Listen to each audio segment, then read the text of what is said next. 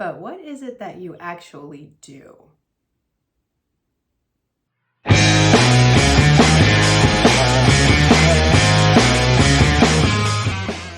everyone, welcome to another episode of the Ops Shop Show. I'm Nikki, I'm your host, and today we are talking about what the heck does it look like to actually work as a virtual assistant? How do these people spend their days? What does your week look like? What do you do? For those of us who have been working in the online space for a while, that's often a question I still get asked by my relatives, even though I've been working online for over 10 years. Nikki, what do you actually do? Like, you're on a computer all day, but what do you do? So if you've ever been asked that question, or if you are thinking about getting into working in the online digital support space, this video is for you as we dive into the question of what does a virtual assistant actually do? Now, right off the top, I'm going to give you my opinion on something. I don't think virtual assistant is a job title. I think it is a type of business, because for every business, for every client, they need help doing different things. They need different specialties. They need different tasks handled. So virtual assistant is just how you work. You work virtually assisting them at something. It's not actually a job title. And that is where I find a lot of like scope creep, boundary breaking, and confusion can happen in this space. Because when I think about a virtual assistant business, again, you could have a different specialty. I've worked with a lot of my clients who say, I want to hire a VA. And I was like, okay, but what do you want them to do? And then they start listing off like 10 different things that are in no way related in terms of skill set. And I have to look at them and go, based on what you just said, that's probably 3 different people. So we need to get a lot more strategic, a lot more specific with the type of support you want to bring into your business. So I just want to say that off the top. That is my opinion. You are free to disagree with me. So during this video, I am going to say things like people who run virtual assistant businesses, but also just for brevity of speech, I'm probably just going to say virtual assistants. I still mean people who run those types of businesses or who work in that type of relationship with clients. I don't mean it as a job title because, again, I don't think it's a job title. Clients need to hire more specifically.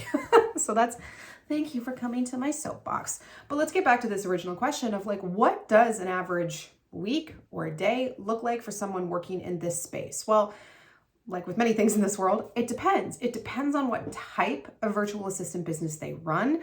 It's going to depend on what their specialty is, but it is also going to depend on how they work with clients. Many people who work in the VA space will structure their work or their services in a series of ongoing retainers. But if you watched my video on how to price your VA and OBM services, you'll see there that there's many different ways to price it. So there are many different ways to work with clients. Again, for brevity's sake, let's just go with what the majority of clients are looking for, which is someone to handle something in their business on an ongoing basis. So the type of tasks you're going to perform in a week or in a month or in a day are going to differ, again, based on the types of clients you work with, the relationship you have with them, but more importantly, it's going to depend on you and what your specialty is. Now, I developed a free quiz, which I will link in the description below, to help you figure out what is your archetype, what is your unique positioning and problem you solve with clients and how you can work with them. But I have broken it down into 6 types, and that's what we're going to talk about today. Those 6 types and what those people might be doing, what an average day might look like for them. So the first type I want to talk about is what I call the agenda advocate. So this is someone who is much more administratively focused. They will keep things on track. They love checklists. They work with people. They make sure nothing falls through the cracks, and they ensure that everything is working the way it should. Their skill is going to be in follow up and follow through. So people who work more admin focused, you're probably going to see things like here, scheduling emails, making appointments, following up with clients, making sure orders went out, just kind of taking care of those admin tasks that a client or business owner really just wants to offload so they can focus usually on delivery or sales. But an admin VA or agenda advocate is going to be the one kind of like dotting the I's and crossing the T's in the background. Now, just to the left of that, you could be someone who is really skilled administratively, but is more focused on customer service, client relationships. So that's what I refer to as the client care commander. These types of people are great at serving people, making sure no one feels ignored, that everybody has the right information at the right time. So these people will likely spend a lot of their time, still answering emails and, following up with clients, but also probably posting in Facebook groups and engaging with people there. They're probably attending Zoom calls with their client. Let's say if they're a coach or they're running a program, this person's probably going to be on those calls, like in the chat, being active there. They're probably sending out reminders for calls or bookings, and just helping people be visible, and so that your clients know where to go if they have questions. So you're going to be very client focused. How can we make sure that everybody has the right information and that everybody feels like they're taken care of? The third type of virtual assistant business that I've identified is someone who is more of a conversion creator. So if this is you, you're probably working with content, messaging, social media, you're taking ideas, you're making them pretty, and really making sure that your clients are visible consistently, and making sure that you're providing clear pathways on how to work with your clients. So your days are probably spent posting, writing, making graphics, commenting, looking around, maybe writing emails and scheduling those emails, maybe writing web content, but you're just very focused on how do we create content that keeps my clients visible, that then turns into revenue. So next up, we have what I call the data-driven dynamo. So this is for those who are much more tech-focused. If you are comfortable with automations, integrations, you know how to make tech work together, this is probably you. This is where I worked. A lot of my virtual assistant type of career was more on the tech side. So days are probably spent scheduling emails, building integrations, creating automations, keeping websites and platforms up to date. When a client says, I want to launch XYZ, you're probably the one building a landing page, creating the checkout cart, making sure people get tagged correctly in the email marketing system. But also you're probably looking at data a little bit. You're probably looking at things like open rates, click rates. If you know how to use Ads Manager, you could go in there to look at how ads are going. But you're much more focused on how do I make the back-end systems work so that my client doesn't have to worry about them. Number 5 is what I call the mediation maven. So again, this person is probably working a little bit in customer support and a little bit in strategy, but the big difference with the person in this role is their personality type.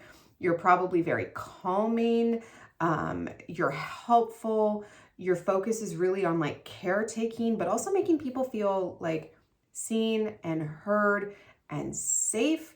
You probably have a strong kind of diversity, equity, and inclusion lens to your work. It's likely that you've done training or some reading there.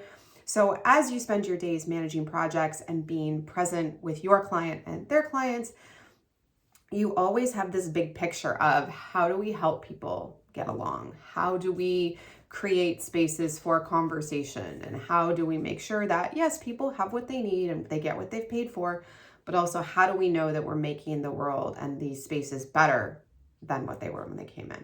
So it's the mediation maven.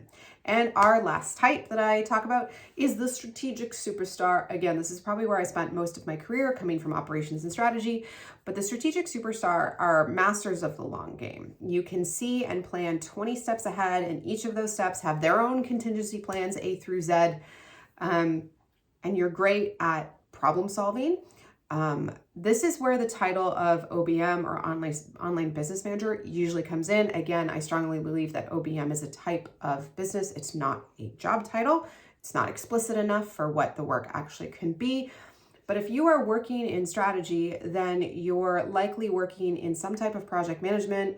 You are working with your client to create the right path forward and are really kind of becoming your client's right hand. You are their thought partner in the business and helping them run the machine that is their business. So those are the 6 types. Again, if you want to find out what type you are, according to my free quiz, I'm going to link it below.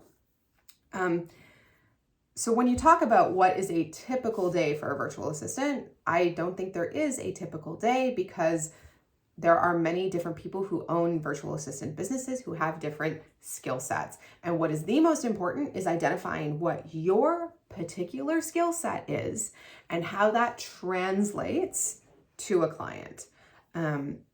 Because to each client, to each person, a virtual assistant needs to do very different things. So the message I would like to leave you with is, one, know what you're good at and how that can help your clients.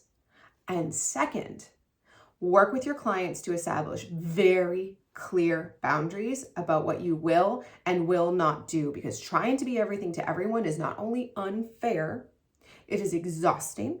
You will get burnt out, and the client could have some kind of vibes of, well, like, I thought you would do this because that's what my friend's virtual assistant does. And that is the problem with hiring someone just and calling them a virtual assistant versus getting much more specialized. So that is my soapbox for today. As the YouTubers always say, please like, comment, and subscribe to this video. I would love for you to take the quiz if you haven't already. And if you want to comment below what your type is, that would be wonderful. And we can look at that and say, how can you turn that into a hook, into some sort of marketing, some type of value add for your clients? Because it's all about how do we make us look good so that we can make them look good.